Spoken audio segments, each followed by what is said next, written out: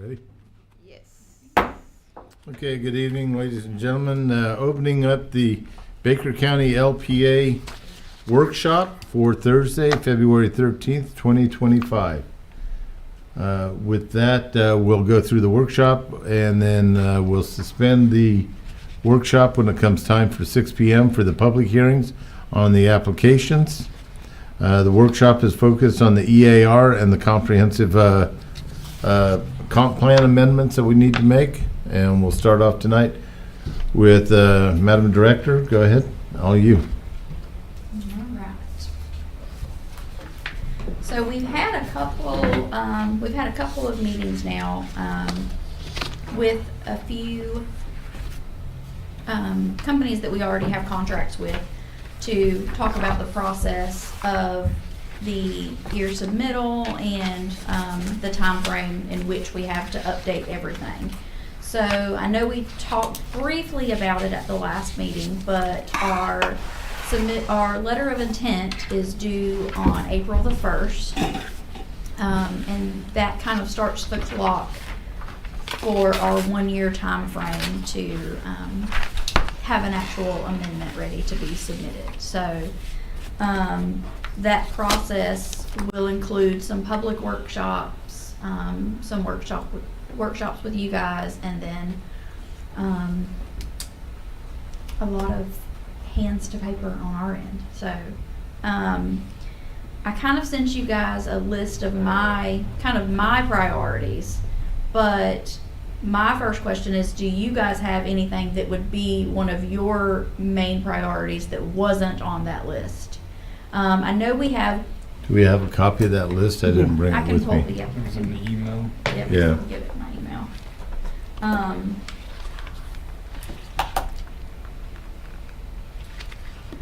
Paved roads and associated variances, solar fields, agritourism, subdivision exemptions. Yeah. The other So- thing I'd like to add in there would be something about roads. Well, that was the first. Paved roads and paved associated roads. variances. Oh, Yeah. I'm sorry, I didn't understand. Yeah. I'm sorry. Yeah, so for example, the one zoning category that we had a couple in the last year that needed variances, they had direct access to a county maintained road, but it was not a county maintained paved road. I don't know if you guys remember those, but we had a couple of those last year. And I think I had explained when we went through the first one that that is something that was originally in an older version of our LDRs and then was taken out and got put back in. So of course we'd like to take that back out again. So just to create a little more consistency. Do you have something specific on roads, or is it mainly paved roads, or is it Paved roads and roads in subdivisions, because subdivision? Yep, because, we've waffled back and forth, if we trip the subdivision law, when do we have to do these paved roads? And I've seen in my time here that depending on who the applicant is, sometimes we try and waive the paved road requirement, or there was a move last year by the county commissioners to say any subdivision that's brought in, make all those roads private roads. Mm-hmm. And there's issues with that, in terms of maintaining it, security, safety for the public, and different other things. So let's get a clear definition, not of how roads are constructed, but when must they be paved and when must they not be? Okay, so just some clear direction to where it's not based on each application, but kind of Yes, set so that, we've set got that a standard, yes. So I have to do a little bit of research. I was talking to someone yesterday from North Florida Professional Services, and he had just recently helped Gilchrist County go through a comp plan amendment, and they completely revamped their subdivision regulations. So he sent me a few examples to look at, and there were some different options for road maintenance, some different types of agreements outside of, an HOA, because HOAs are all well and good, as long as Until you have to enforce them. as long as they're working, yeah, but as soon as they're not working, they're really not working. So some counties have looked at some options where it is almost like kind of like an additional special assessment. If you live in a certain neighborhood, if you live inside this development, there is an additional fee or assessment that you pay to the county, and that goes into a fund for road maintenance, for the maintenance of retention ponds, all of that kind of stuff. So can we get a copy of those?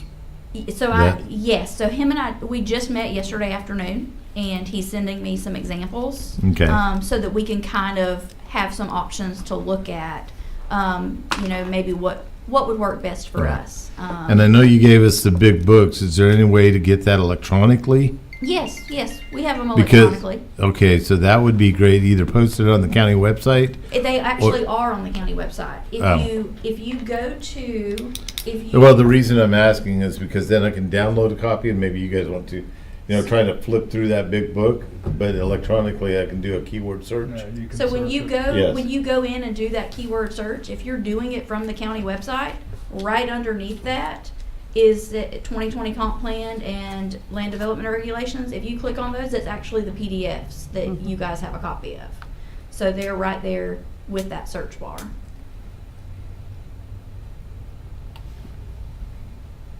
And the only thing that's not going to be in that is going to be that Ag 5 district. Okay.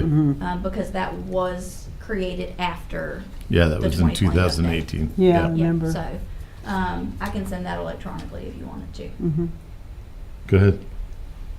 I am really strongly feel if someone's going to come and do a development, they can pave the roads and turn them over to the county. I don't want to hear this stuff about it costs too much. Do you know how much? They put them in all the time. In Jacksonville, didn't cost too much there, and they sell them. Right. So I really am adamant about that. Yeah. Because, not everybody wants to come out here and live on a dirt road, get a tractor and a box blade Exactly. and everything like that. Right, and another thing that I'm pretty adamant about is Yeah, if how it's you a doing? county-maintained road, they should be able to build on it. It's not their fault the county didn't Right. pave it. It's the And, state and whatever. and with that one zoning category, I think that's why at one point it was taken out to just say county maintained road Yeah. instead of county maintained paved. And just with that last update, it inadvertently It would. got put Oh, back in there. okay, So, okay. 'Cause- that's one of, it's on the top of my list for Yeah, sure. yeah. Those are, for roads, those are two things that I really feel strongly about. Don't come in here and say you're going to build and then leave us with a mess. Right. Yeah.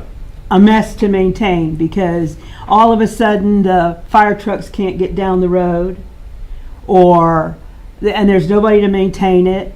I live But- next to an HOA that went kaput. Yeah. I'm not in it, but it's right next to me. So we got Yeah. this solar fields, and the roads, yes, absolutely.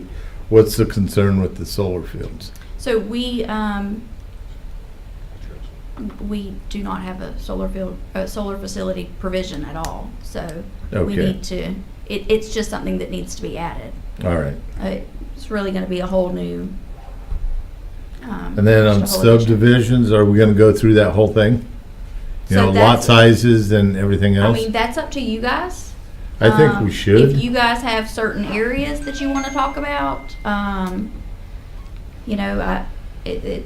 really taking direction from you guys. My thought is on lot sizes, and the reason I bring it up is because, we've seen several applications that have come through, and people want to build something like what's on Cowpen Road, or if there's land that's already platted back in the 2008, before the housing bubble burst and everything.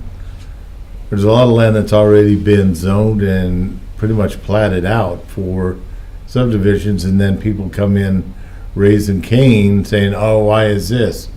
But most recently is just the comments from different people for Midpoint Commons is, a lot of people are pushing for, 1 acre tracts or 75-foot wide lots.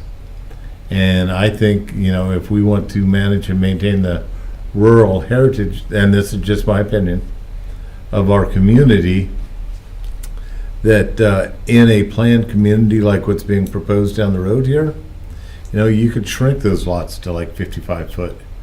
Because that extra 20 feet, nobody's going to really get anything. Maybe they get to park a boat in there, something else, but there's a missed opportunity for the county and or the city that if you go 75 lots, then you restrict the amount of houses that can go in there. Whereas if you go 55 feet wide and deep, the homeowners can buy a bigger priced house and put it in there. And let's just say you could lose 140 houses out of that subdivision if they stay with the 75 houses, 75 foot lot. So I think lot sizes is something we should consider. Lot sizes and setbacks. And the other side of it, not the flip side, but on the same side of the coin, is that new homeowners, they can't move out here and go buy 25 acres like I've got. Well, I'll tell you, We've got to make it so With- it's affordable. we do, but at the same time, we have to consider as well, most of the county that is outside of the city limits does not have municipal water and sewer. So with a 55-foot lot, it's going to be very hard for them to meet well and septic setbacks. But that's something else that could be discussed, because I've advocated for years, when these subdivisions come in, let them do a public-private partnership with the county and the builder, and put in these small package stations in that subdivision. Then that takes away because the state wants to get away from septic tanks. There's been a push for many years to do that, and they really pushed hard last year, barely missed it. But if you're going to go into a subdivision, you don't want everybody on septic. So build in the infrastructure so everybody is on a small package plant, and that is part of the cost of them living in that subdivision. Then down the road, when the county gets more money generated from the tax revenue off of these places, property taxes and such, and there could be some sewer stipend put into it, then all the county's got to do is just do the plumbing from one subdivision to the next, to wherever they decide to build this new wastewater treatment plant. That way it's all contained there. We don't have the headache of Department of Health having to come out, and us as the LPA having to look at setback requirements for septics and everything Yeah, else. so we don't regulate the setbacks for well and septic at all. All of that is done through environmental health.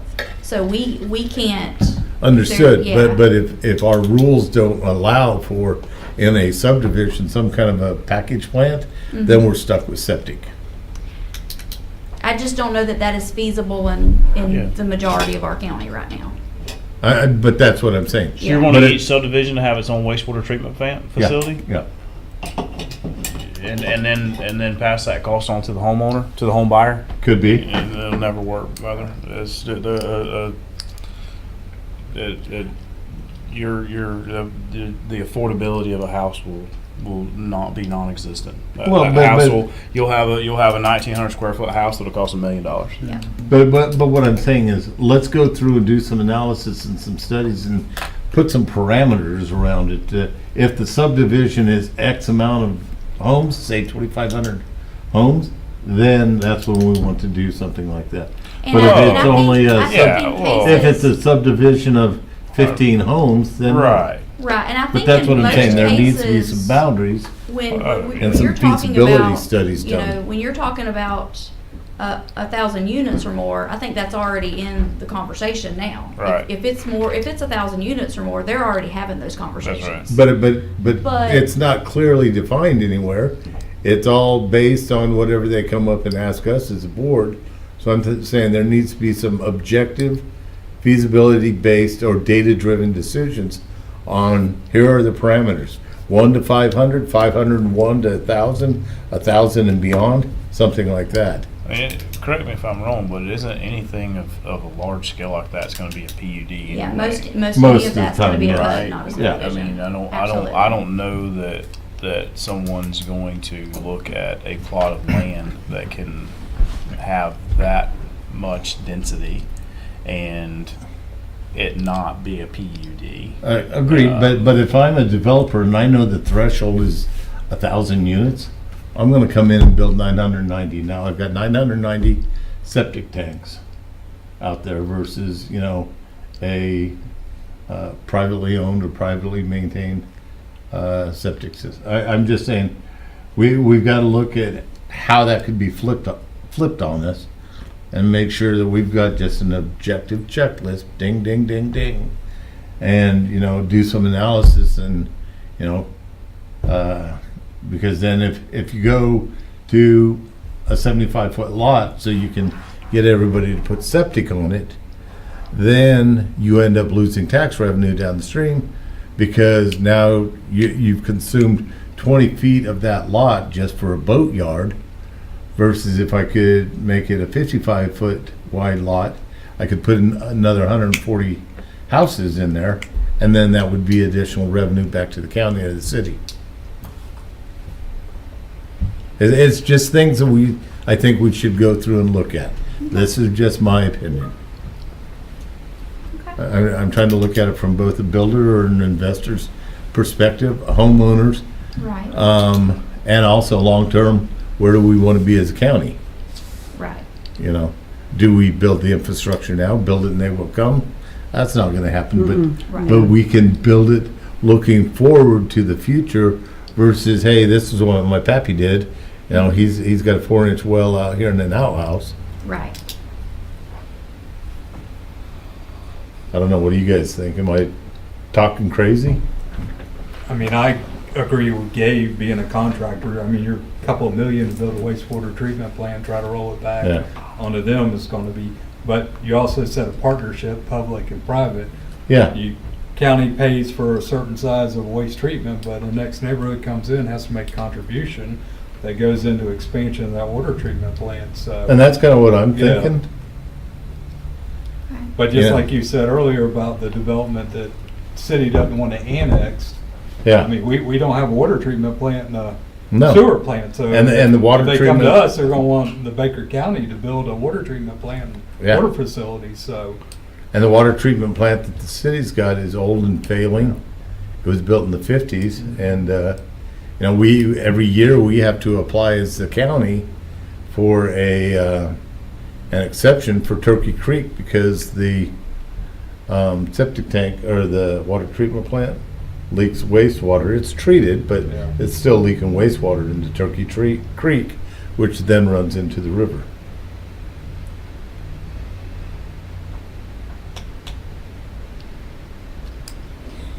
But going back into the road part, I think if a subdivision comes, they need to pave the roads. Our road department's so way behind just keeping up with what we have. Exactly. So, I mean, we Yeah. can't keep adding roads and we don't have the people to take care of them. Right. Because the rest of the county's getting neglected, because there's more people in this subdivision than there are 10 houses on a county road out in the thing. I mean, Yeah. Mhm. we- Right. we have to Exactly. look at the whole county, not Yeah. just that subdivision. And we as a county haven't paved the first road on our dime since I've lived here. Yeah, it's Most all of it's through all been grant grant money. funding. Yeah. I'm in a mess because of that, so. Yeah. Yeah, it's all been through grant funding. Again, you go back to driving up the affordability of a home, and they can pave roads in Jacksonville. To Catherine's comment earlier, you can pave a road in Jacksonville because of how dense that development is to spread the cost over. You have more lots, you have more homes to spread that cost over, and so for someone to come in and divide a 20-acre tract into 5 or 4 units, and then to depending on it all depends on the layout. A lot of it, are you gonna, again, with us not liking flag lots, now you're creating the lot width on the road, and so Yeah. depending on what that layout looks like, I mean, you to split up 4 5-acre plots for a 20-acre tract. I mean, you could have that road, run a long ways, and now it just doesn't. You can't get anyone to buy the lot, Yeah. because by the time you do all the application to split the land and the subdivision, and you pave the roads and you do all that, and then you try to go sell that land for X amount of dollars, to make it. It's just, it all flows back. Every decision we make, I say every decision, when you talk about increasing regulation, it all goes back to the consumer. Every single bit of it, every single dollar. It will flow right back to the home buyer. And so some it pencils and some it doesn't pencil. So I don't know that and we all have opinions, and I don't know that I could sit here and say that every single subdivision that comes before us should require paved roads. Right. No, I think there Because should be criteria on as that. the couple years that I've been on the board, there have been numerous subdivision exemption applications that come up. There have been numerous subdivisions that have went through that haven't had a paved road. Right. And- Most of which and- been those larger. Yep, and so, and what kind of issues have we had, right? That would be a question I would have for the county, Well, then you do have the subdivision that was off of 125. They did pave the road to that one with a cul-de-sac at the end, right? So I think I don't know that there's a one-size-fits-all. I don't think There's there's not. that, but I think we should categorize it and kind of lay that out, Is it the 5-acre tracts, and what is that subdivision of 4 or 5, the cow pen model, if you will? What are the subdivision requirements for that? The reason I'm a fan of commons out here is it's taking all of that density, all those people, and putting them into one area, so we still maintain the green space that we have out here, instead of taking 2,500 houses and popping them out here on little 1-acre tracts all over the county. All of that growth is contained in there, and we're still able to maintain green space, or, the agricultural heritage Right. of the community. But I agree, Gabe, we want to make this affordable for the builder to incentivize them to come in, but also affordable for the homeowner. Yeah. We're going to be a bedroom community, or that's been my experience, but we can't, be expecting a young couple coming out here, just recent college graduates coming out here, having to throw down $450,000 for a house. Right. That's a second or third time home buyer's place. Mhm. Yeah, I mean, we can all agree that the road department is swamped, and we've got a lot of roads to Yeah. maintain. But I Right. don't know that requiring every single new subdivision that goes in. I'm to have- speaking of the larger ones is Yeah. what I was kind of directing, 2,000 houses, I mean. Oh, well, something and like again, that. anything like that's going to be Yeah. extremely dense, and you're going to have a dedicated right of way, and you're going to have all kinds of there's plus, and then you can spread those costs over. So yeah, I mean,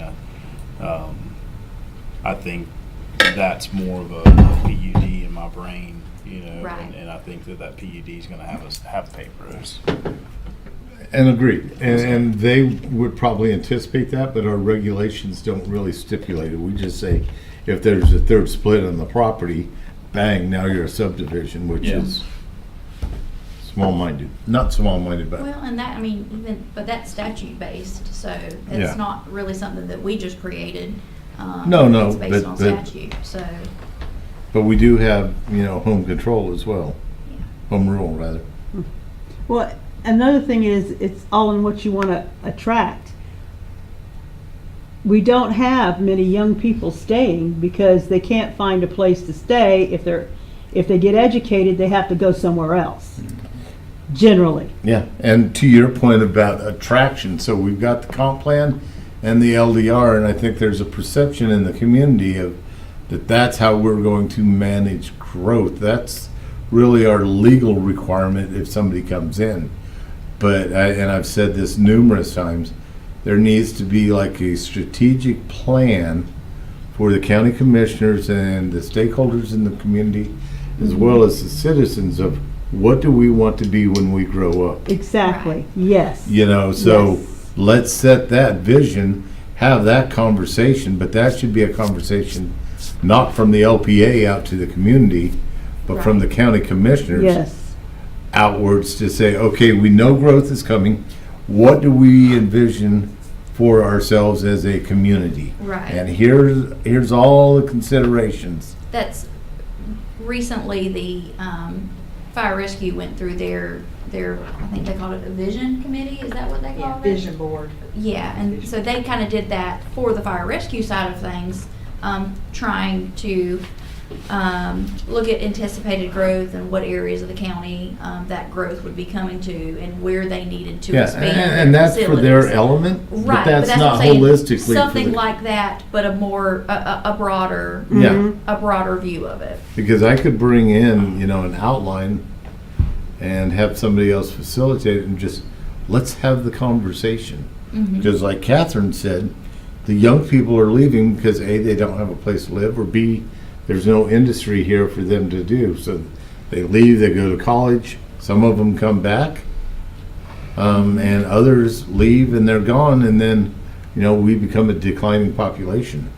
yeah, a population of old people like us.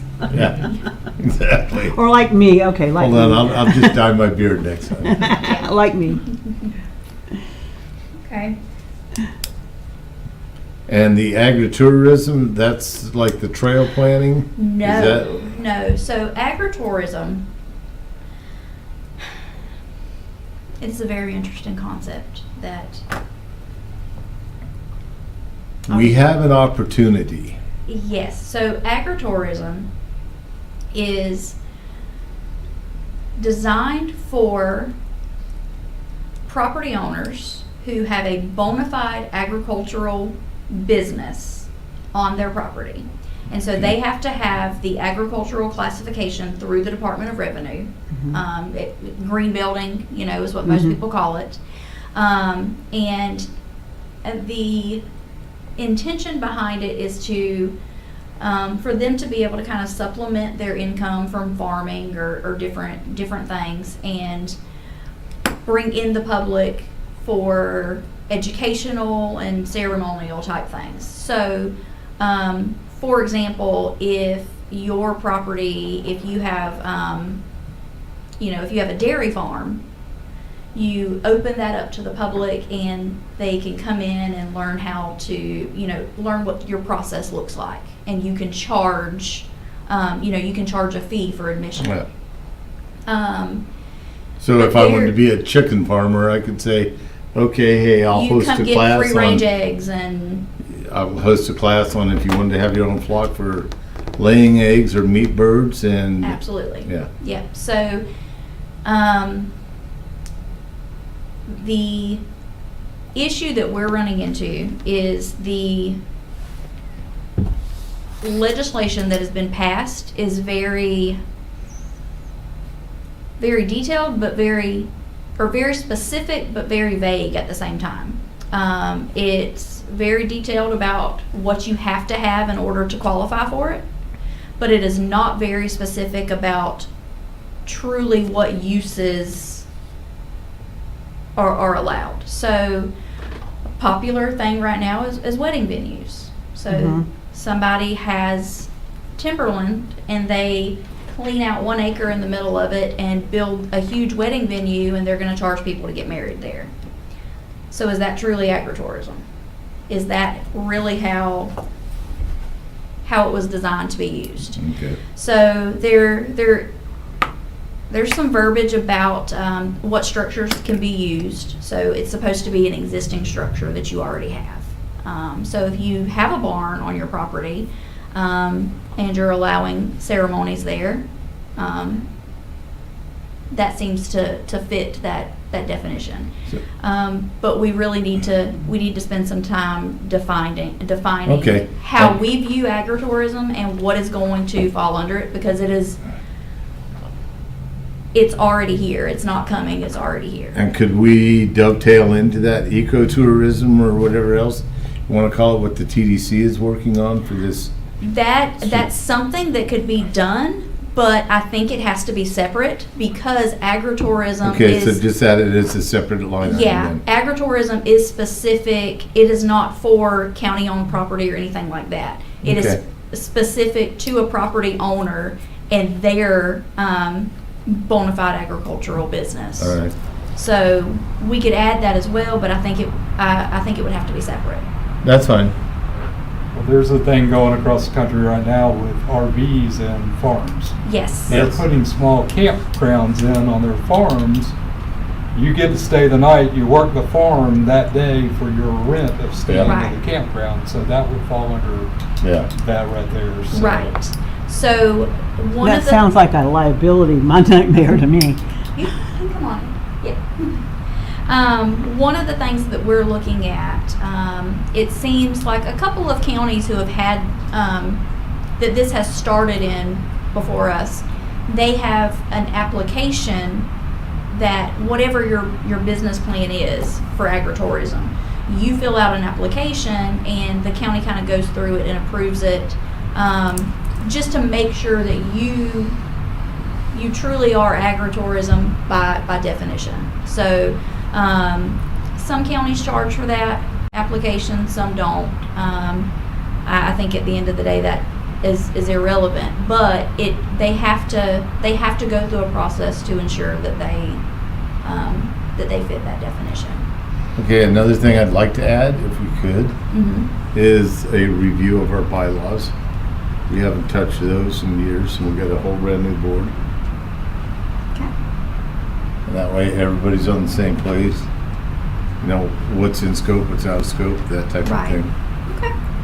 And then with that, we could, talk about the meeting will be conducted by Robert's Rules of Order, so forth and so on. Right. Right. Okay. We got 15 minutes.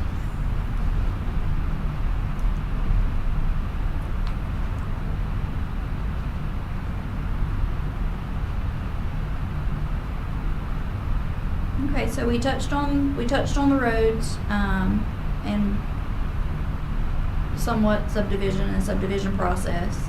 And we've talked some about agritourism. We didn't talk much about the solar facilities. Do any of you have any, other than it's just something that needs to be addressed, I something that think needs to we be could truly put it in defined? there, and can we adopt something from somebody else? Yeah, Just- I have some examples. Yeah. Because I don't want to see the whole county get flooded with, solar fields, but the one I have problem with is one out on 125, but that's just me. But the one south of me in Sanderson, that was unused land forever. It was just vacant, non-productive land.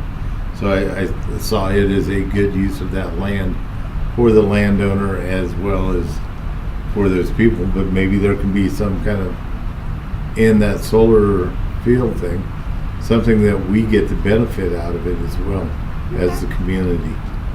Not just rules about how it's constructed and the setbacks Right. and all that, but if you want to come in and do this, there's beyond the application fee, is there some discount to the community members for the cost of electricity or something like that? Right. One of the things, just looking at some of the other counties who had adopted some solar regulations, a lot of the counties are requiring whoever, whatever utility company or whoever it is that's bringing in the facility, before they can even make application, having to have public workshops on their dime, that they have to coordinate within so many miles of wherever they're wanting to go, to get feedback, and they have to bring all of that feedback to the county with their application before they can even apply. So we kind of would already know what is the local community, how does the local community feel about this in this area? So, I did like that aspect. One of the bad things about that, though, with our county, we have 3 different power companies. So Yes. if Yeah. FP&L is spending money to build this, they're not going to give power to Okefenokee and LPA. No, they're not, yeah. So it's kind of hard to justify that. It So is. only part of the county's going to benefit, but it could be in the area of somebody that has Okefenokee. Yeah, You know, I mean, so exactly. it's, Well, like with FPL, for example, the facilities that we have right now are FPLs. right. And FPL really is a very small portion of our county as far as utilities are concerned. Most of the north end of the county is Okefenokee, and then you have Clay Electric that's straight through the middle. So FPL really is a concentrated strip almost along 90. Yeah. So Don't we have one that is even like a private company that's selling to other? The last one we approved Yeah, was the one, private. yeah, Reed Stafford. Enterprise, somebody or something like that. Yeah, yeah, so it may be hard to make those. But it's worth agreements. exploring. Right, absolutely, Do absolutely. our due diligence on it. Right. So, sorry, go ahead, no, ma'am. I'm sorry, you go ahead. So we've got quite a full plate there, so can we kind of time box that and say, hey, we want to have this done by the end of March or mid-April, and then pick up the next chunk that we want to look at? Mhm. Does that make sense to you guys? I'm just saying, that because there's a lot in that comp plan, those LDRs. Right. If we're gonna make an amendment to our comp plan, and the clock starts April 1st, we can start doing the groundwork now, and then say, boom, here's what we want to do. Right, And we've right. got the whole year to work on it. So, and 'cause- that's one good thing with us, working with, a company that we already have a contract with, no matter who we choose to do that. They're gonna help us do that legwork. So we tell them the changes that we want to make, and we have conversations and workshop that back and forth, and they're going to, Yeah, as long as we're actively working it. Absolutely. Because, I mean, last time we went through this, what was it, 3 years ago, 4 years ago? Yeah, We were making good progress, and then all of a sudden, oh, out of contractor dollars, got to lay her off. Okay, they signed off on it, got it submitted to the state, and we're like, okay, when are we going to pick it up? And we haven't no. touched it Yeah. since. I wasn't sure what we ended up with, actually, in a Yeah. sense, Right. when it went out. I don't know if this would work, but if somebody wants to come in, was my thought, and do a, clear a field and put in the solar panels, couldn't we also say, okay, but this percent of what you're putting panels on has to be a city park? Or something along that line, this is just Yeah. And something. if they can't do something like that, contribute to the general funds designated for, Right, Yeah. right, so, because these solar fields are huge. And if you take a small percent I wouldn't think would be that big of a deal. A few less solar panels, and then it could be something else, but for the community. And for the those are betterment of the questions we community. can ask. Yeah. I know we negotiate buffers and different things like that. Right. I'm not sure about adding any sort of actually, like a park or anything. I'm not sure that, yeah. I would just Yeah. use that as an example, it's just, But I think back to Catherine's point is, what do we want to be when we grow up, and do we want to fund it all ourselves? We can't afford to fund Right. it. yeah, But let's have a vision of where we're going as a community, and the LDRs and the comp plan are all the legalese requirements for managing that land. But then when somebody comes to us with an application, does this fit what we agree to as a strategic plan for our county? If yes, okay, then move forward and go through all the legal hoops that we got to. If no, then say thanks, but no thanks, we're not interested. Yeah. Instead of, this comes in, here comes one from the bottom, and then we're stuck. We're just doing basically, like Gabe says, spot zoning because we're reacting to the application that comes in. I mean, am I right? That is a vocabulary word I use for sure. Oh my God, you're a politician.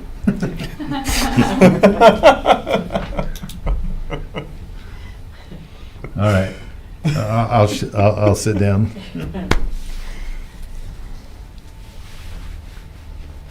What else, guys? How about next? So any other,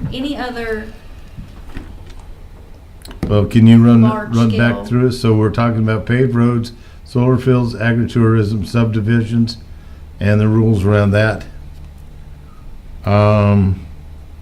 We said the bylaws. and you added ecotourism as well. But that can be down the road. Okay. There you go, the solar fields can add to ecotourism. Yeah. Well, but the thing on ecotourism, so there's an initiative going on north of the state line called the Okefenokee Experience. LaDonna and I went up there last spring. So the Okefenokee Swamp has applied to the U.S. government to become designated as a United Nations a UNESCO site. Mhm. So Department of Interior, Fish and Game, and a few other people, they're going to dump $90 million into those three counties across the state from us. To get to the swamp, you got to fly into Jacksonville, get on I-10, drive into McClenny, and go north on 121. And then the whole vision up there is you go from the east side of the swamp, which is all family oriented, north side of the swamp, RV parking, west side of the swamp is primitive camping and that type of stuff. Then you drop back down and you hit I-10 or US 90 and drive right back through Baker County.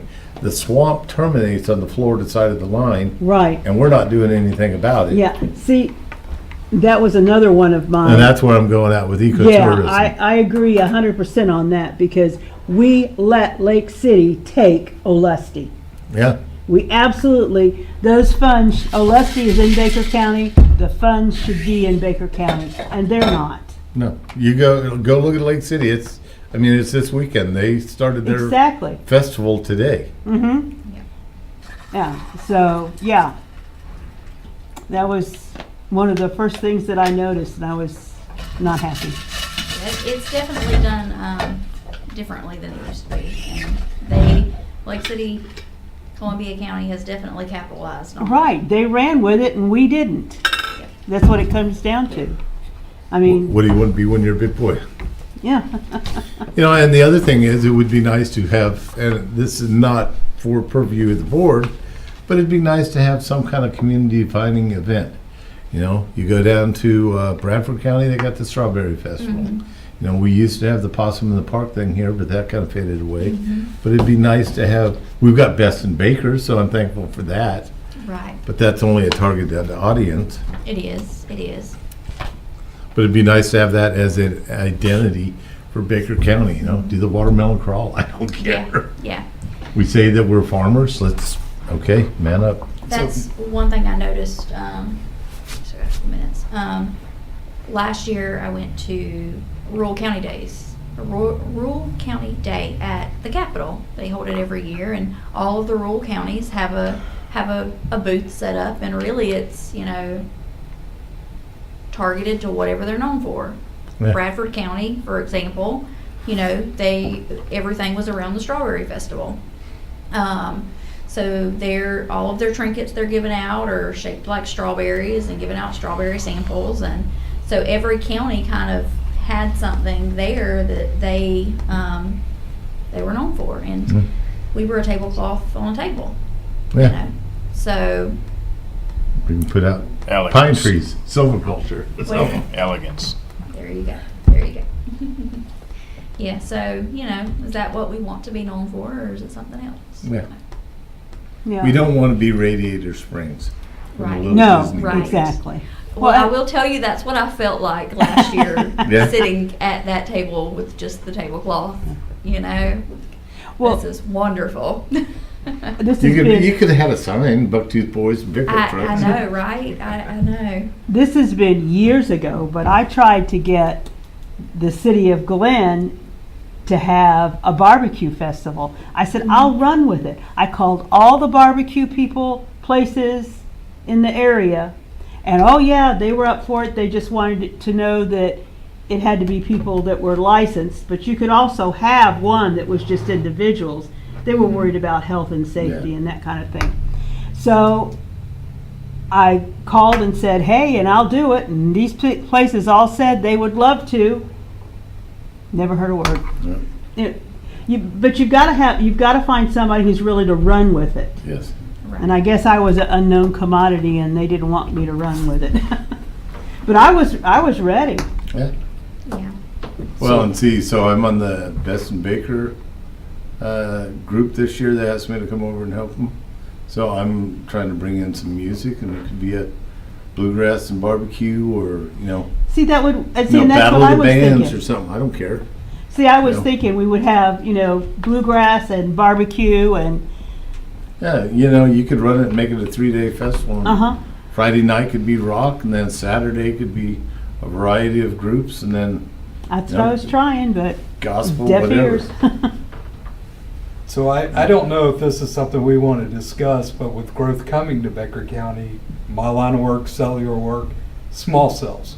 Mm-hmm. So Mhm. small cells, they come in, start putting poles up and just putting small antennas on them. I mean, we don't have any rules on that. They can come up, put a wood pole, have wires hanging off of it. Yeah, I that's a mean, good point. You Yeah. know, Mhm. stuff that we need to start looking at, because that technology's here. It's being built all over the place, but when we get growth, they'll start putting them in here to supplement areas. Okay. So I don't know if that's something worth looking into now, instead of 5 years down the road when we're so far behind it. And I'd rather be prepared than not prepared. But you I know. mean, our cellular communications is very small in our plan. I know you said you adopted it from another county. Right. Or they did when it came in, but Right. it says nothing about small cells. Okay. Okay.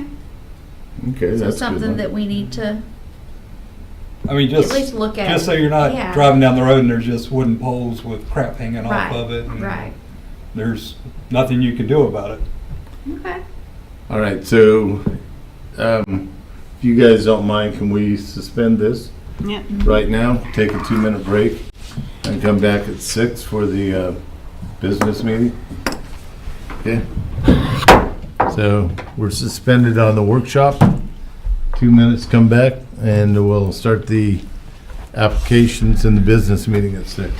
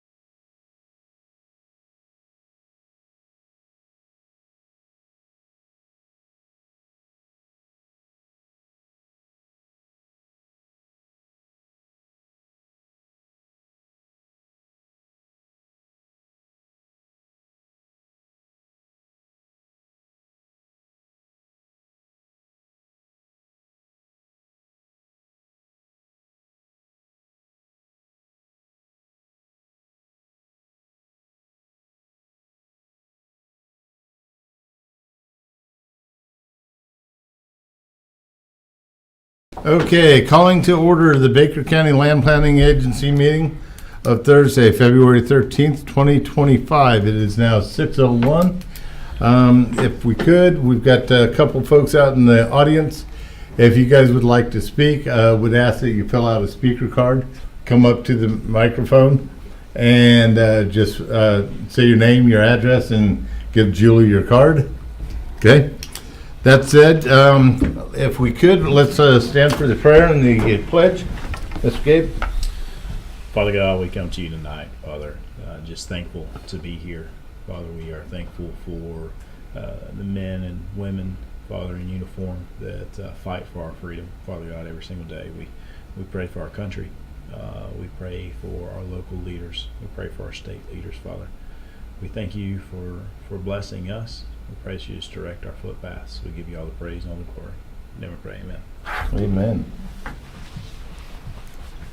I pledge allegiance to the flag of the United States of America and to the republic for which it stands, one nation, under God, indivisible, with liberty and justice for all. All right, thank you. Okay, so first order of business, and we've already talked about public comments. First order of business is the approval of the minutes from the January 9th meeting. Has everybody had a chance to read the minutes? Any feedback, comments? Any? I think Yeah. it says you're gonna have this, our workshop at 4 and it was at 5. Okay, That was it. all right, got it. Okay, so do we have a motion to accept the minutes with the changes that Catherine mentioned? Motion to approve. Okay, second? Second. All in favor of adopting the January 9th, 2025 minutes with the change to workshop starting at 5 p.m. versus 4 p.m. as listed? All in favor, say aye. Aye. All opposed? Motion carries. All right, moving on to next business, new business. Madam Director, over to you. All right, so we have two applications tonight. They are companion applications, so if it's okay with you guys, I would like to present them together. If there's any objections? Nope. All right, so this is for ordinance number 2024-24. Actually, I did not change those numbers in the PowerPoint. I apologize. This is for ordinance number 2025-01, because we are now in 2025. Okay. And that is for a small-scale land use amendment from agricultural B to very low-density residential. And for ordinance number 2025-02 for a rezoning from agricultural 7.5 to residential, conventional, and mobile home 1. So, first thing I would like to note is you will see the applicant in the PowerPoint says Vernon Pravat and et al. So this property is owned by a couple of different family members. So on the actual staff report, you're going to see that it says Darla Durrance. So she is one of the owners of the property, and she's actually the one that has made application on behalf of the family. So I just wanted to point that out, that is why you're seeing two different names there. The property is owned by several family members. Thank you for that clarification, because it's like, Yes, private yes. in this. Yes, so it does look different, but that's the reason why it is owned by multiple family members. So this property is located off of Reed Stafford Road, just north of where Fred Perry Road dead ends into Reed Stafford. It's currently 1.37 acres with a current land use of agriculture B and a current zoning of agricultural 7.5. So over the past couple of years, Mr. Pravat has went through the family lot process and has, in addition to the family lot process, has given some property by way of inheritance through a deed to different property or different family members. Unfortunately, that process was not followed properly, and it left him with a 1.37 acre parcel that is not currently compliant. So when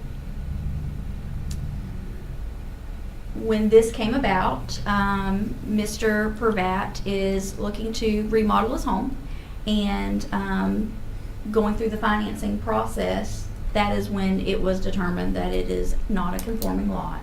So the family is trying to remedy that situation for him now.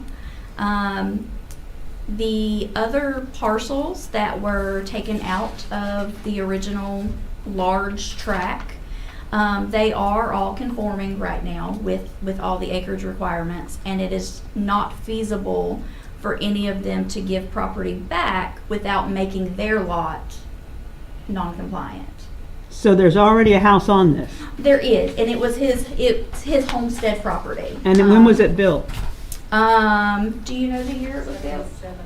In 77? Mm-hmm. Or, some around that time frame. So, it's been his homestead property for quite some time. It is very unfortunate. We see a lot of applicants. They end up with us, and they end up in front of you guys. Unfortunately, after there's already an issue, they went through their estate planning process the way that they understood that they needed to, and unfortunately, it wasn't done properly. So that's where we are now. And we don't have any systems that would kind of trigger somebody to say, hey, you're applying for this? So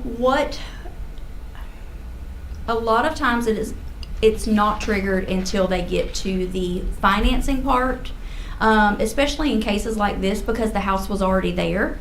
If it was vacant and they were to come in for a building permit, that would trigger, those questions. Well, what I'm thinking is, like, you're saying this is because of family lots, given the first pieces that were separated from Mr. Purvat's homestead, those were done by family lot, and that is an application in our office where you go through a process. The last pieces of property that were separated, they were not family lots. They were done by way of inheritance by deed. So they were, they did a different process that does not come through us.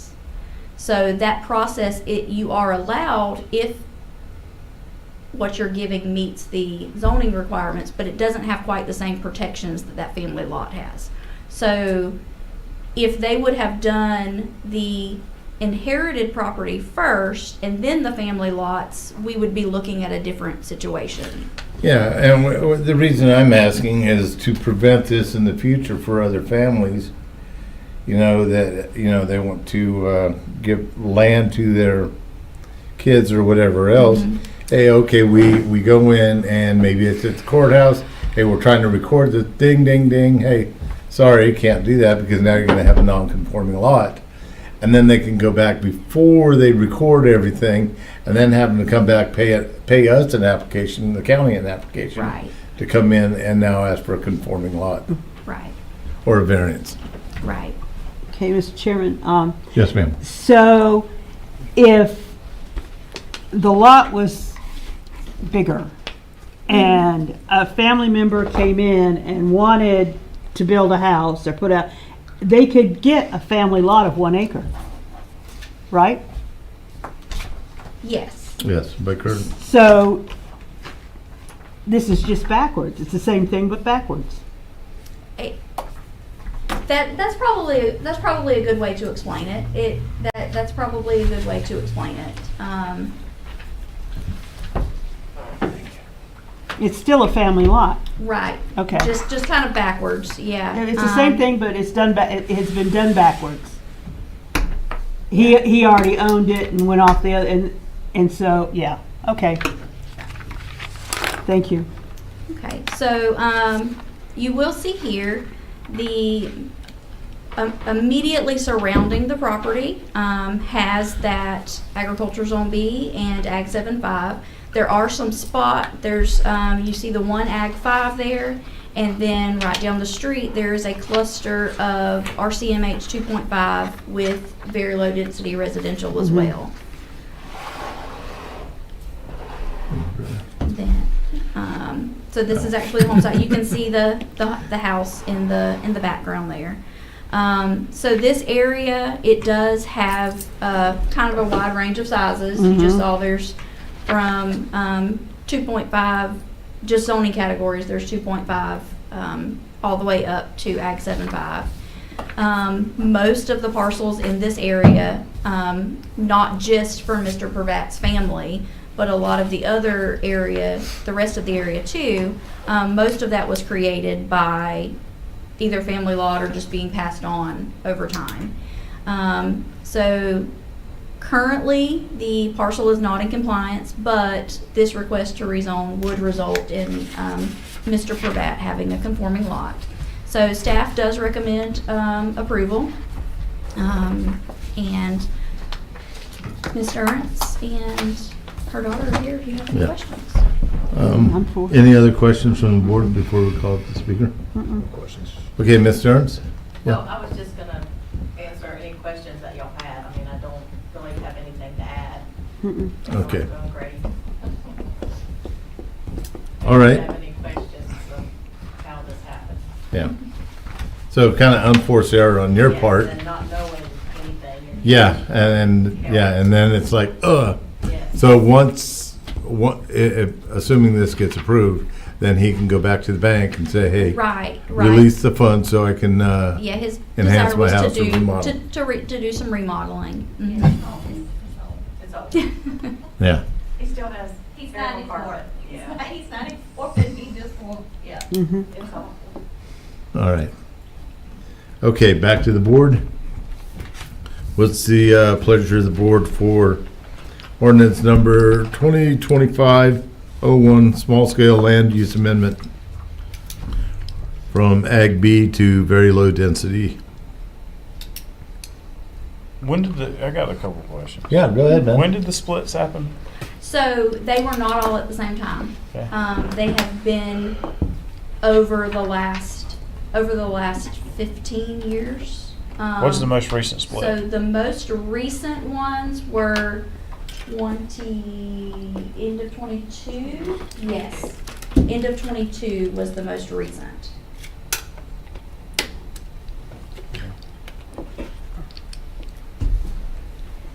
And that is when the acreage immediately around the house was separated.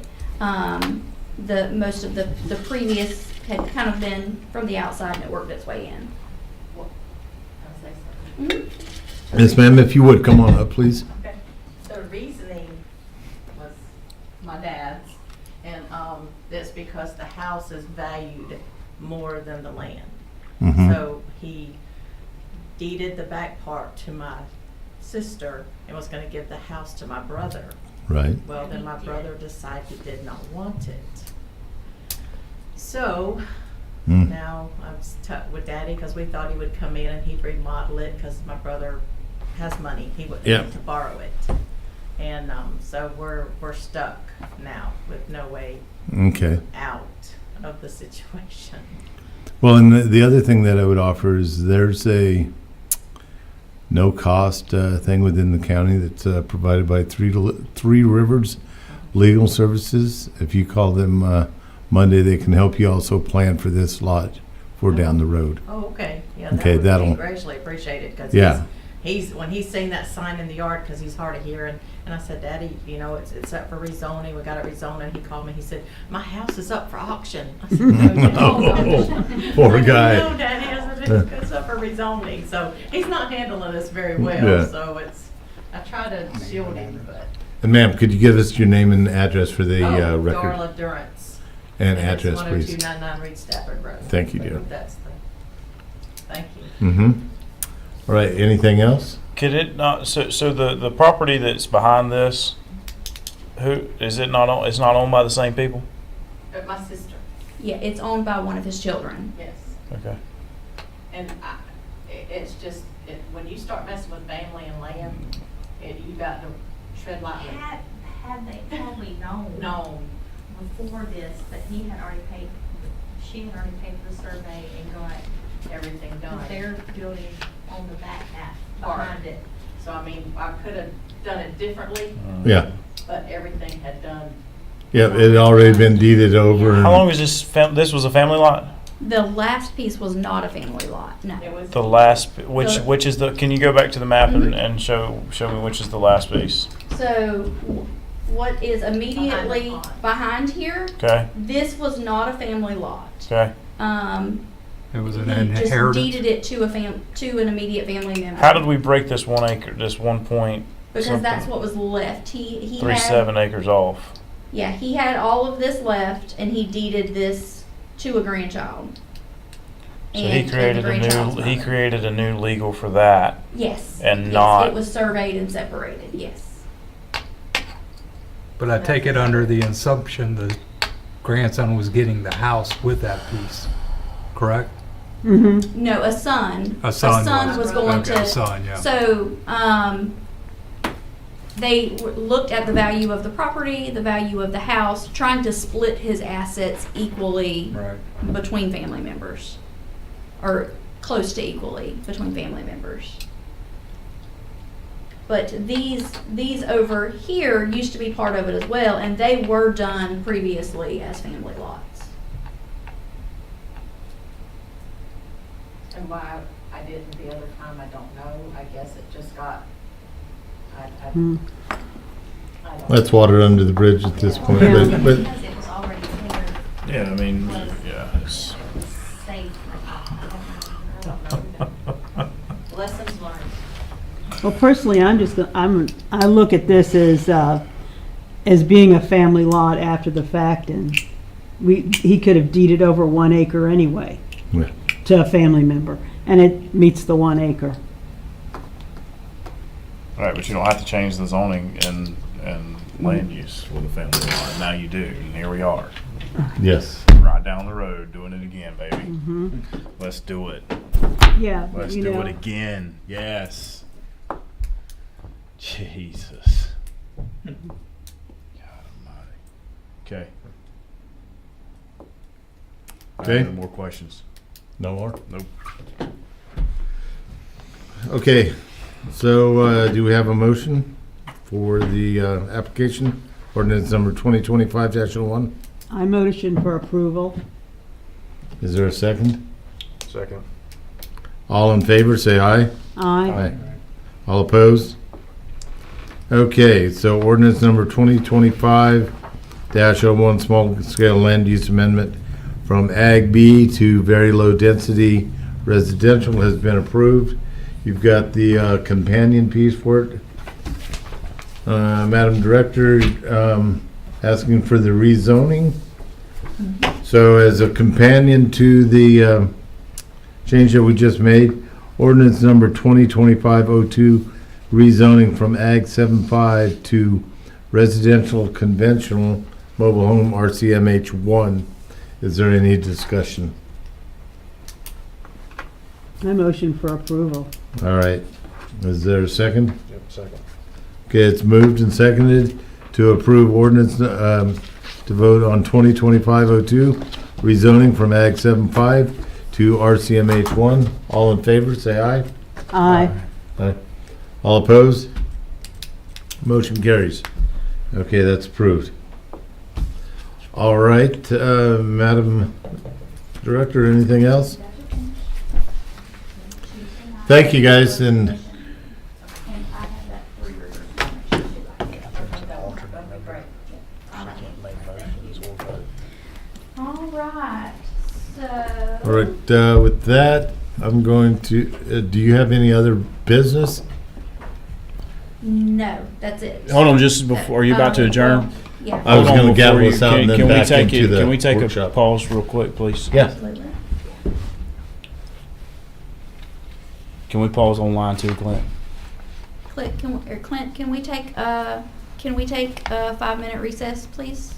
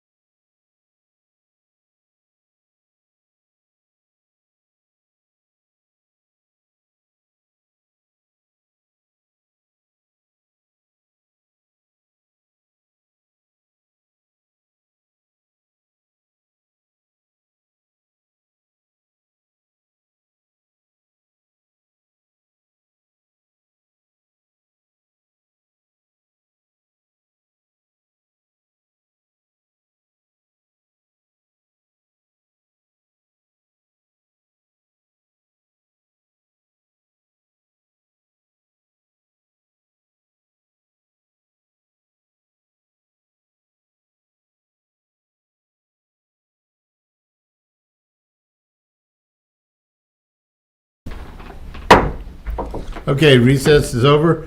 As a matter of legal clarity and oversight on my part as chairman, the motions that were just previously made and seconded and approved were made by an alternate. By our statute, we have to have that made by a sitting member. So if we could, just so we're in legal compliance, I'm seeking a motion for ordinance number 2025-01 and a second. Motion to approve. Okay, do we have a second? Okay, Gabe seconded. Okay, all in favor of approving ordinance number 2025-01, small scale land use amendment from Ag B to very low density residential, say aye. Aye. All opposed? Motion carries. All right, likewise on the companion application, ordinance number 2025-02, rezoning from Ag 7.5 to residential conventional mobile home RCMH 1. Do I have a motion for this? Motion to approve. Okay, we have a motion. Do we have a second? Yes. Okay, moved and seconded. All in favor of approving ordinance number 2025-02, rezoning, say aye. Aye. Aye. All opposed? Motion carries. All right, thank you, and apologize for the oversight. Okay, with that, I think we are done with public business. I'll just ask the board here, do we want to continue our workshop discussion after this? Or have we covered everything? Because we can adjourn right after this, or if we got more workshop items, we can close out on the public meeting and reopen the workshop. It's to the pleasure of the board. Gabe, thoughts? I don't know that, I mean, for a productive meeting, I don't know if there's anything else to throw around. All right, cool, thanks. Did that last case bring up any talking points that we need Yes. to address? Yeah, it sure did. Yeah. Sure Matter did. of fact. Thank you And- for Yes, that's where I was going Yeah. with it. Yeah, Go ahead, sure Gabe. did. Yeah, I mean, this is just getting absurd. You know, I don't know what we have to do to inform the public, you know, I think that we need to get with Rich and find out, if someone goes and creates a plot of land, and it is not going to be a conforming piece of land, they sign something that states, you know, that we understand what we're doing. I'm creating this, and it is Right. non-conforming, and they acknowledge that they're doing that. Right. And so there's no this, oh, I didn't know, or, you know, I mean, because it is, this, again, as you guys can tell, It's every meeting. it is It a is. sensitive It is. subject for me when we come in here and we're changing, we're putting a different color right around Absolutely. something else. Why And even have the ordinance? so it's like, you know, And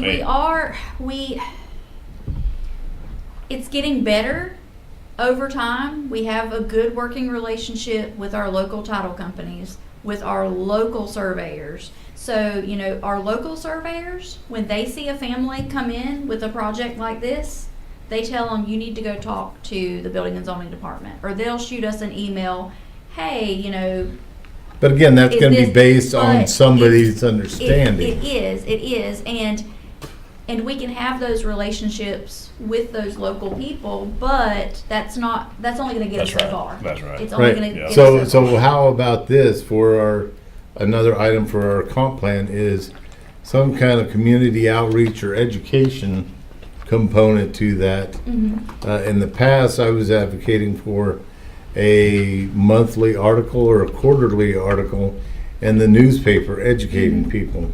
Okay. So we don't run into this, so we can get ahead of it. Because as you said, you know, it's if somebody comes in and records a title, you know, in the state of Florida, you can sell 1 square foot of land and get it legally recorded. Right. Can you do anything with it? No, but now it's a non-conforming legal piece of It land, is, yeah. you know, and to Gabe's point, we keep skirting around the no one wants to be the ordinance. bad guy and say no. Right. No, sorry about But your you luck, feel but bad no. because that The means answer's that no. house is there since 1977. 77, yes. I mean, The you know, answer's it's put no. us in a bad position. Never mind the fact that the applicant owns 40 acres of land right beside him. You know, we're stating he needs, you know, to get it refinanced or whatever. They, the case of, you know, in fact, the people's finances are people's finances. I don't want to get into that, and that's not our position and our stance. You know, it's like, why are we here, right? Right. And could this have been prevented? If yes, sorry. If no, like, because Right. there are instances from the 80s and the 70s, right? Okay, Exactly. like, Absolutely. okay, that's kind of what I see this for. But for something that happened in the last 10 years, like, you know, Especially if they did it right the yeah, first time. you know, it's like, well, what are we doing here? What so are we doing? What could we do if there's an existing house like that and they do a 10-acre split off that's attached to that parcel? I mean, is there something up front that can be?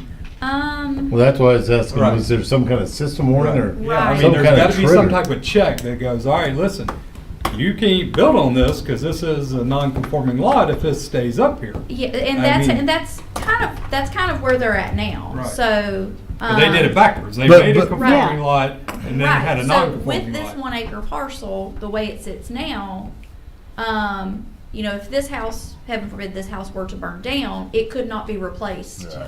You know, so But now you it have can. you have those consequences. Mhm. Yeah.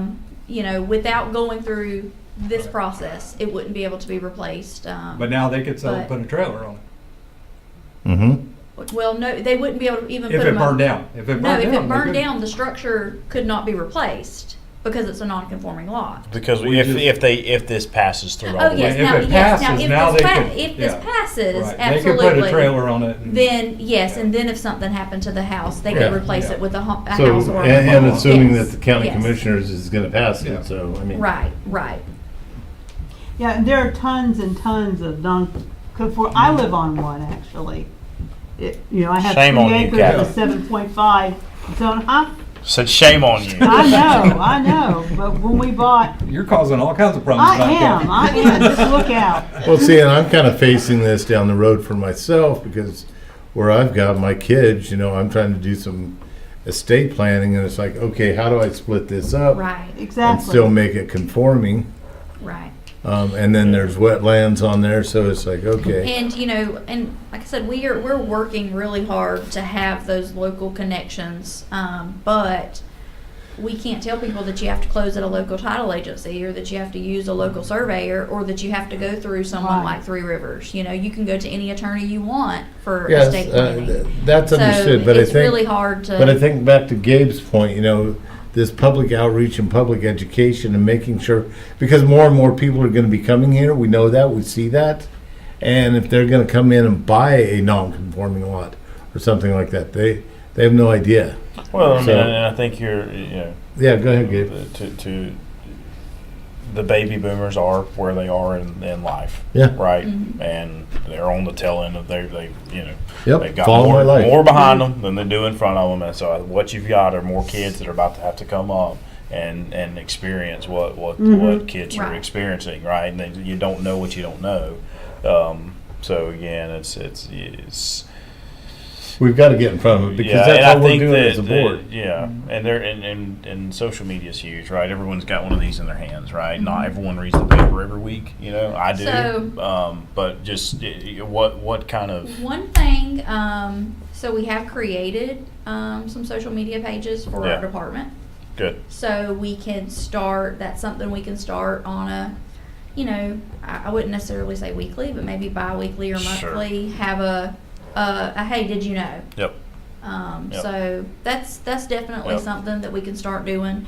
And we can kind of tackle some of those big issues, you know, what is a family lot and, you know, how do I apply for one? How many times can I split my property before Yeah, it's a just put subdivision? the, put Yeah. the Things criteria like out that. there. And then once we've kind of covered some of those big things, maybe y'all can throw out some ideas of what else, you know, maybe we should do. But I think that's So let's that's put this down feasible. as one of our action items okay. for the comp plan and the LDRs. That there is some kind of public education outreach to prevent these type of things. Yeah, and you know, you can do all the due diligence you want. When we came out to buy, I went and looked where the floodplain was. I looked at the property, saw what kind of plants were growing there to see if it would flood anyway, you know, if it was swampland, did all kinds of things, and find out I have 3 acres and a 7.5. Yeah. Yeah. But I'm not the only one. My whole area is like Yeah. that. And Yeah. I'll tell you too, just from, you know, I started at a title company, at a title agency before I came to work for the county. And title insurance does not cover building and zoning restrictions. So even if you're closing at a title agency, they're not doing that research for you. Mm-mm. They're ensuring they're insuring the title of the property against liens and debt Right, and, exactly. and things like No that. encumbrances on the deed. Yeah. Right, Or- so, like you said, if Thought- they don't know to ask those questions, Right, they don't and know. I did not know to ask, hey, what is this zoned here? Yeah. I knew to not by Now, swampland. I and knew that when I asked about my place, but even so, a lot of the public doesn't. Yeah. And it's something that's kind of unique to a rural community. Yeah. Because you've got big acreage, Ag 7.5, Ag B, this, Mhm. that, and the other. Whereas if you're in Jacksonville or Lake City or something, you're just talking about that little lot of Right, and land see, I mostly in that lived, subdivision. we mostly lived in cities and stuff, didn't even know. But they said, you think you do your due diligence, but, Right. I mean, I know it's okay because it's a family, but anyway, that's And another that's cool story. to know That's that you another guys story. have got a social media page. Mhm. Wasn't aware of that. Mhm. So Okay.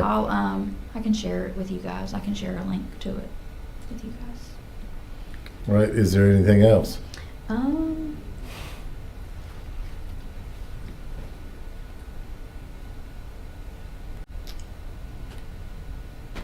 What does next month look like?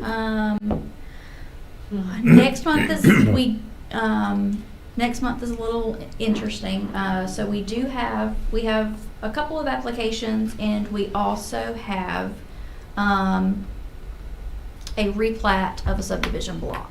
So it was a block that was left as a whole block to be developed later, and later has come. So we're going to look at that. All right, so could I ask that you guys email back out to the board the link to the current subdivision rules and everything? So we've got that we can review that before this subdivision vote comes up. So we don't vote on something saying, oh, we're gonna vote on this replat. You know, that if we know that's coming, we can look at, knowing there's an application, what are the replat requirements or anything Okay. like that? That way we're not just walking in the door and I thank you guys for getting these out early. This is nice, instead of, in the past, you were given the application when you walked in the door. That was maddening.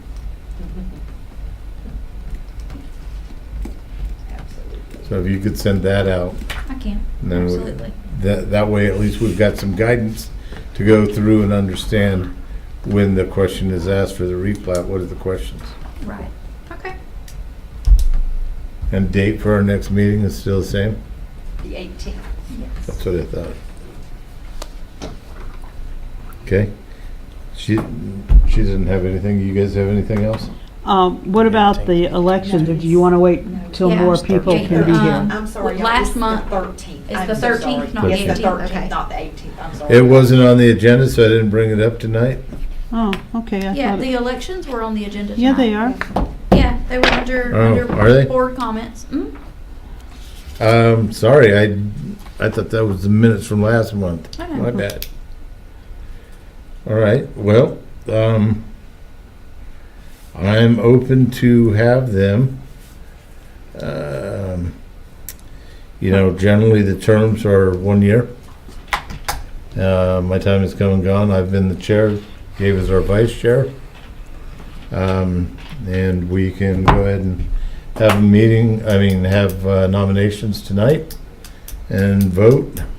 Or if you guys want, we can table it until the next meeting. I don't know. Can we have a discussion about that? Yeah, So- absolutely. I mean,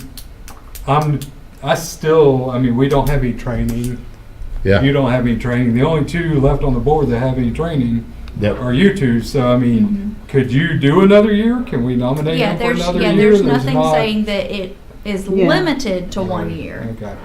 You can renominate, I mean, The- we the still same don't have our person. feet under us yet. and I right. mean, And I think it's the same, it is the same way with Jack, you know, you and Jack came on at the same time, so, we, I can only imagine that he would probably, you know, Long-standing tradition is to nominate the person that's not here. I text Jack that and made him aware. oh, good deal, so there we go. I like that train of thought, yes. I think I'm gonna follow that, so the next time something, That's how Gabe got something vice in the president, office wasn't it? has to be done, Yeah. none of us wanna do it, That's all right, right. who's going to lunch That's right it. now? We're gonna That's right. nominate them. That's so. right. Yep. So what happened to the other gentleman that got put on? Did he back out Johnny or? He unfortunately had some health issues and he had to, Back out? yeah. What about Jared? Jared is still, Alternative? He's an alternate? yes, Yeah. Okay. he is still an alternate. Gotcha. Yeah. Okay, good. So that's, it's kind of up to you guys and your, how do you feel? I Okay, don't well, think, if I we're don't gonna think do- waiting a month is gonna change anybody's, I don't either. anybody's thoughts or opinions, so. All right, so we'll just, we need to have a motion to open for election, so is there a motion? I'll make a motion. Second? Second. All in favor? Aye? Aye.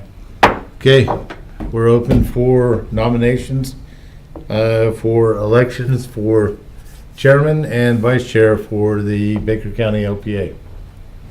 So as chairman, I can't nominate anyone. I'll make a As- motion to keep Greg Shepherd for another year as chairman of the board. Okay, but Catherine, you were gonna say something? I was gonna say, can I say anything? I didn't know, Yeah, it's still yeah, the you can- alternate. Yeah, you can still say, you can still vote, I think you just can't motion in second, so. Okay, Yeah. Yeah, well, I'll second that. well, Gabe? Well, yeah, you can't second it. I know, I was being funny. Oh, okay. All right, Well, Sorry. no, you're fine. so do we have any other nominations? This is for chair. I think that's it. I think it's you. Okay, so there's there's a nomination for myself to be chairman. I'm more than happy to help serve. You know, I've been doing it for a while. I have no problem. I think we've got, like you guys said, we've got some big things coming up before us. To put you in, and I'm not talking this to be negative, but to put you in this position would not be setting you guys up for success. So Agreed. I'm fine with it. Gabe, thoughts? Yep. That's good. Okay. All right, you guys got to vote. We don't have a So, second. We got a motion, we Oh, need a we got a second. motion. Yeah. Second. Is there a second? Okay, second. Moved and seconded to nominate Greg Shepherd as chairman for the coming year. Term to expire December of 2025. Okay. All in favor, say aye. Aye. All opposed? All right, motion carries. Thank you, guys. Thanks, Catherine. Thank All right, now we need it for vice chair. Mhm. So do we have nominations for vice chair? I'll nominate Greg. Or, I'm sorry, Gabe. Yeah. Gabe. Yeah, I nominate Greg too. Yeah, no. Can he do both? Yeah, I was You can gonna do say, both? wait a minute. Yes, I second that. Both roles, absolutely, both roles. I'll kind of have to. All right, so we got a nomination for Gabe to continue as vice chair with his experience. Any is there a second? A second. Is there any discussion on that? Gabe, do you accept the nomination? Yeah, that's fine, buddy. All right. Okay, all in favor of extending Gabe as vice chair for the Baker County LPA through December 2025, say aye. Aye. All opposed? Motion carries. Okay. Off we go. All right, that is closed. Thank you. Elections are done, effective, what is today's date? 13th? 13. Okay. You only got half a year to do it. Yeah. Well, maybe we can get some stuff done this year. Do some fast track. We got the EAR coming up, so we can work through that whole comp plan and everything else, get that done. Yay. Yeah. I say very enthusiastic. I see that. All right, anything else? Next meeting is the 13th of March. I do have one more comment. Yes, ma'am. I'm not sure if you guys remember or not. Last year, I put together a community resource fair. And it was for local businesses, county departments, pretty much anyone who has a resource for the taxpayers of Baker County. And we had a lot of, we had a very good turnout, about 500 people. So we had all the county entities, fire rescue, the health department, the people from Three Rivers, just anybody who offers a service to the county, so that somebody can come and they can get resources for anything they might need to do, whether it be filing for homestead, talking about family lots and zoning, estate planning, just anything that they could need. And we have scheduled a day for that to have the second one, and it's going to be March the 29th. So Is that set in stone? It is. It is. The only reason I asked, I was asked to, the Legacy Elementary had a reading day, mentor day, and I was asked to come in and was talking to the kids. It was a career day deal. Yeah. So the thought come up of I don't know if anyone's ever heard of a touch a truck event, Mm-hmm. and so I think that would be a great thing to pair with a touch a truck That would be Absolutely. Yeah. event, kind of, that way it's a, I think that you would pull a larger crowd. There's engagement for the kids and the parents can Right. be talking and this, that. So if I can spearhead that, where are you having that at? So it's going to be at the fairgrounds. That would be great. Yes. Right? Yes. I don't know And- if you're opposed to the idea of merging with a touch a truck. Oh, no, absolutely. And especially, with county resources, there are some options there with fire rescue. Yeah, no, they would our- definitely need to be our there. Public right? Works. Fire rescue, and- public works, the sheriff's office. Right, We can absolutely. get some construction and companies they to were come all in. involved last Yep. year to some capacity. Yep. So That'd be awesome. I don't think that would be an issue at all. Yeah. It's a very good idea. Okay, so we'll touch base more. I'll give you Okay. a call tomorrow and see if we Sounds can't. Surely a month is enough to Right. pull some stuff together from the private sector just to make that, because it's a few that we've been a part of in Jacksonville. There's excavators and bulldozers, Right. and loaders and just fun stuff. Can that I bring my kids- tractor? Tractors, yeah, just Yeah. fun stuff the kids can crawl all over and take pictures with that you don't really get to do every day. Absolutely. We had a lot of children last year too. Yeah, we Yeah. did. We had a lot of. It was mostly families that Yeah. came through, and so yeah, that's ideal. We're gonna have some food trucks and the Bloodmobile and things like that. Good. And for example, like with our food trucks, they have to be locally owned. Okay. You have to already be in our community on Okay. a regular basis. Okay. That's the idea, is to, what resources do we have right here already in our Yep. county? So, Good. especially if we had some businesses that were based, Yep. I know you own your own business, but you're based, you're a county resident. Yep. So that's kind of the idea we're going with. So, Okay. yeah, great idea. Good. We'll touch base on That's that. awesome. Yeah. Okay. So, and we are So we are still, we've just sent everything out, getting our vendor list. So everybody that participated last year, I've sent out some information to them this week, letting them know the exact date and seeing how many of them, want to participate. And then we're gonna open it up to everybody else.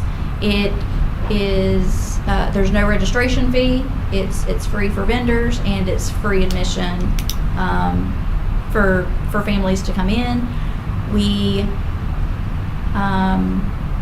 if you have a business that has a door prize or something to donate, that's really the only thing that we're asking people to consider.